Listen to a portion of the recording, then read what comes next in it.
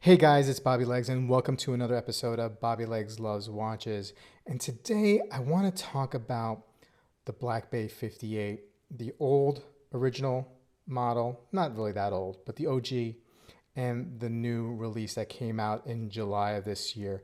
And if it is it fair or unfair to compare the two? I also want to talk about the recent Rolex releases, specifically the Submariner, and how and in regards to its relation to these watches and Tudor as a whole. Now, I'm still formulating these thoughts. I'm talking to my fellow friends who are in the hobby. I'm soliciting and not soliciting, their points of view, and I'm trying to formulate my own. I'll just leave you with this disclaimer. I reserve the right to change my ideas or my opinions at any time. So right now, this is how I feel.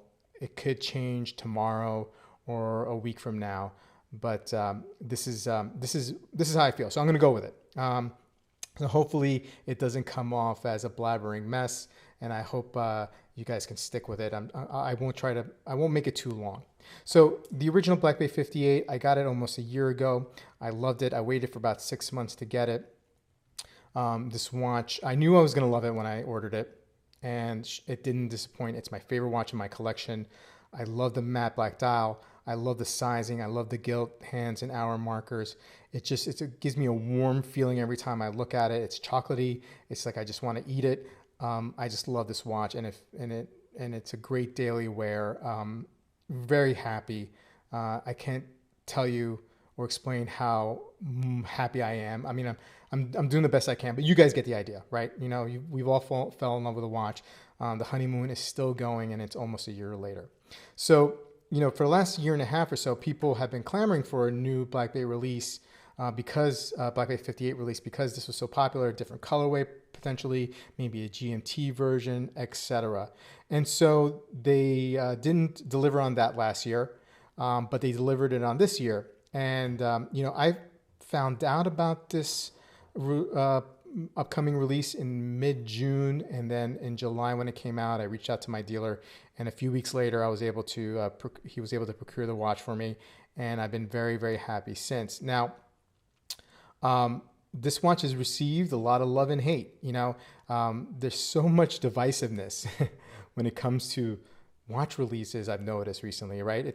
But it's just a reflection of how our society is at the moment with politics, sports teams, whatever. There's such divisiveness. It's hard to find a middle ground. So you either loved it or you hate it. People were clamoring for a year and a half for a new release, and then when they got it, they were disappointed. I really like it. I feel like at times this is a totally different watch than this, even though spec wise it's like 99% the same. It just feels different to me. Now, we can compare, or I can compare the most of the specs. Like I said, they are the same. So in that aspect, it is a fair comparison. But I think Tudor may have done this watch, the blue, a disservice by labeling it the Black Bay 58 or putting it in that series. And I'll tell you why. So the Black Bay 58, the original, was an homage to a 1958 Tudor dive watch. I believe the reference number is 7924. If I'm wrong, I'll put the correct reference number here. And so it took a lot of cues, the coloring and sizing and whatnot, very closely related, no crown guards, etc., from that watch. And it was a hit. This was a hit. It was very successful. Homage looking or vintage modern watches are very, very popular. So when they came out with this, you watch, because it's the same size, even though the different color, they threw it under the Black Bay 58 line. And I think, look, they're trying to ride the coattails of this to sell this, and I get it. And maybe they know better than me, but I feel like they're doing a disservice by calling this a Tudor Black Bay 58 because it's incurring comparisons that are not fair. People feel a whole lot differently about this watch than they do about this watch. And this watch, especially because of the color tones, is more akin to a Tudor release, the Blue Diver from 1969. So, should they have called it the Tudor Black Bay 69? Maybe. I mean, maybe not. I mean, that number means a whole lot of different things to a whole lot of other people. So maybe that wasn't a good idea. But coming up with maybe some sort of different name to give it a distinction, I think this watch wouldn't have been so polarizing as it turned out to be. So, that's my thoughts there. Like I said, I think it's an unfair comparison in that aspect, even though the DNA is 99% there compared to this one. Anyway, I think this watch will still sell pretty well. It's not going to have the love that the original did, and maybe rightly so. But I think this watch is going to do well, and I love it. I was actually thinking for a hot minute of selling it, because I thought, that these couldn't exist in my collection, and they totally can. I came to my senses. And look, I am a Tudor Black Bay 58 fanboy. I'll admit that, but I'm really interested to see what the future entails for this particular line of Tudor Black Bays, and that leads me to the Rolex Submariner release. Now, I was talking to a few enthusiasts, friends of mine. My friend Amin from Amin Reviews and I were talking about the Submariner release, and he had mentioned, and he was quicker to articulate his thought than I was. I think I was thinking the same thing as he was at the time, but he was saying something along the lines that, because the new release of the Submariner is 41 millimeters, that maybe opens up a new or a different kind of market for the 39 millimeter Black Bay 58.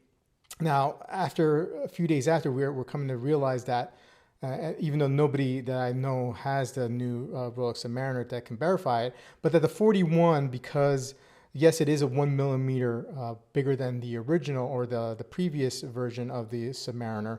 The lugs are thinner, so it may fit as good or as well as a 40 millimeter sub. So that may throw a wrench to that theory. Now I've been following, the chat on Horology Talk Facebook group, Bear Clooney's group that he started.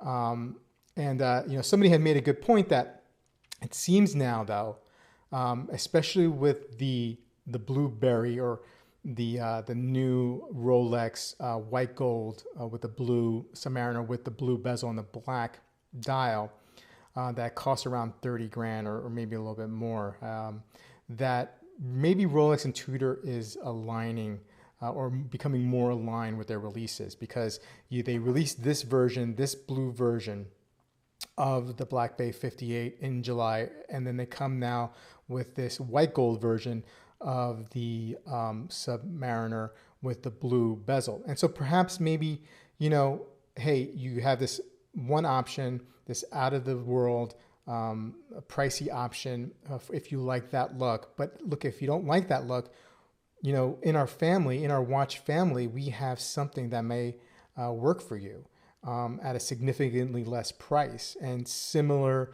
sizing. So that's where I think maybe there's some credence to that. Now, what does that mean for future releases? Well, I don't know if we'll see or what we'll see. I don't have any insight, but I think, what you'll see is possibly another Black Bay release, maybe with a red, that burgundy dial that you see with a 41 millimeter diver. They're not going to compete with each other color-wise in a way, even though the white gold, the person who's going to buy that white gold Submariner is going to be a totally different person that's going to buy this. But there might be some people who really are looking to or want to get that white gold Submariner, but maybe it's impossible to get, and they could look at this for an option.